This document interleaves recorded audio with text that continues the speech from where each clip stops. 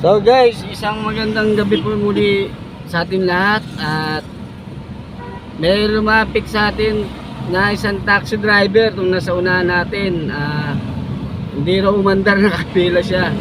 At nandito po tayo sa SM. Andito po tayo sa SM Santa Mesa. At ating siyang tutulungan. Ano nangyari kaya? Ano nangyari? Yeah, click mo nga. Buksan mo yung wood mo yan. Buksan mo yung wood. Tara. Hindi na natin tulak. Handbrake. Meron tayong dalang pan series. Ha? Si-series na lang natin. Tulak na lang. Sige. Tulak na lang daw po. Ayaw niyang pa-series. Try natin na umandar sa tulak. Okay, umandar naman. Di na natin nagamit ang ating pang series. Dito po ako sa SM Santa Mesa. At may isang taxi driver na lumapit sa atin. Hindi umandar yung kanyang taxi. Yan po.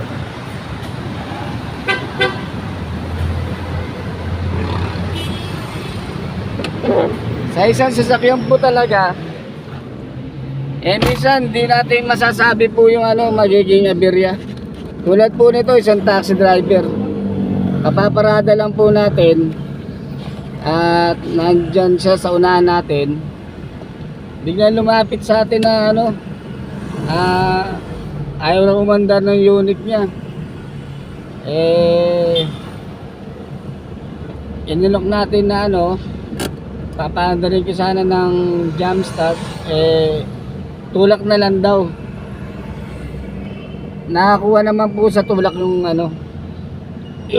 kanyang taxi. Siguro pamalit na rin yung kanyang baterya o kaya yung kanyang alternator may problema. Sa mga boss natin dyan na mekaniko,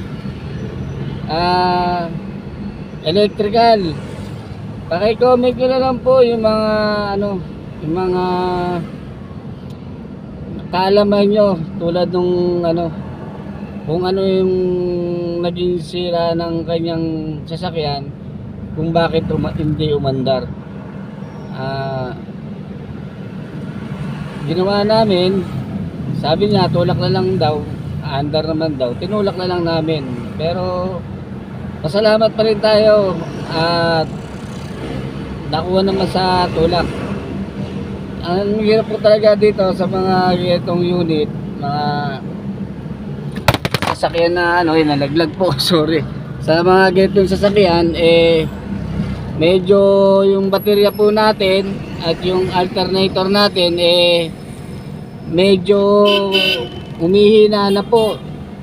Kaya lagi po natin i-check yung alternator natin, saka yung baterya natin kung tama pa yung kanyang karga, para po pagdating sa karsada hindi na po tayo magkaroon ng ganyang aberya. Yan po. Pasalamat na lang si Kuya umandar sa tawag namin sa mga driver, kadyot. Nakuha naman po sa kadyot at umandar naman. Yan po, nakapila po kami rito sa labas ng SM Santa Mesa. At nagbabaka sakali po kami rito na makakuha ng pasahero para makapandagdag sa aming mga boundary. Kaya naman po, okay na, hindi niya na po pinatay yung kanyang makina, baka hindi po ulit umandar. Yan po. Ayan po siya yung nasa unahan ko. Yan. Mahirap po magdala ng ganyan na sasakyan, mga boss. Hindi mo inaasahan, baka bigla kang mamatayan. sakit pa sa ulo. Abala sa ating mga biyahe. Ayun. Kaya kung ano, alam niyo na yung mga baterya nyo medyo luma na o matagal na, sa mga operator natin mag-request na kayo. Para mapalitan nila yung inyong mga baterya, lalo't ganyan na si kuya hindi umandar, pinatay niya, hindi na umandar yung kanyang sasakyan.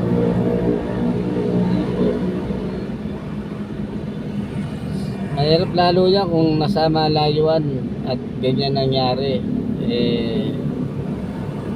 Marami naman tutulong basta tumingi ka ng saklolo sa mga kapwa natin. Hindi ka naman mahihindihan ng mga kapwa driver, tambay, o mga naglalakad sa karsada. Hihingan po natin sila ng tulong once na kailangan mo ng tulong na maitulak yung sasakyan. Pero dapat pag-arahin niya, mag-request na siya ng bagong baterya sa kanyang operator para mapalitan natin, din na maulit yung ganyang pangyayari sa kanya hanggang bumabiyahe siya. Sa aming mga driver ng taxi, mahirap po ganyan na wala sa kondisyon yung sasakyan na iyong dadalhin at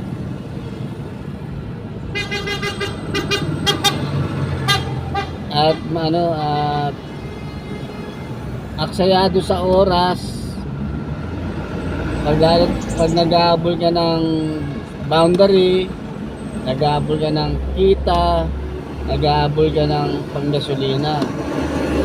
Yan po lagi ang hawak ng mga driver ng taxi kapag lumabas na sa garahe. Yan po ang mga problema namin sa unit namin. Kaya sana pag-arahin ni Kuya mag-request na siya ng battery agad.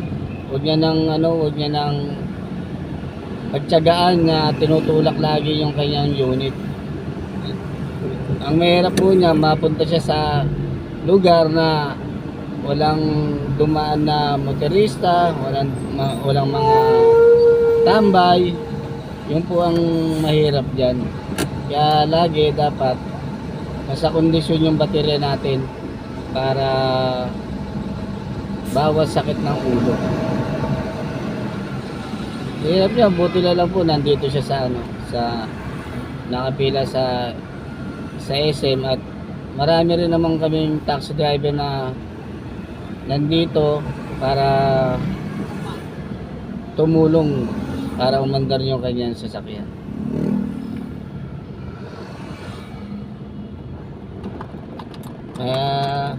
Mahirap yung ganyang walang kondisyon sa yung baterya. Hindi natin meron nga tayong kasabihan na hindi lahat ng araw ay Pasko, na laging kondisyon yung dala mong yung sasakyan.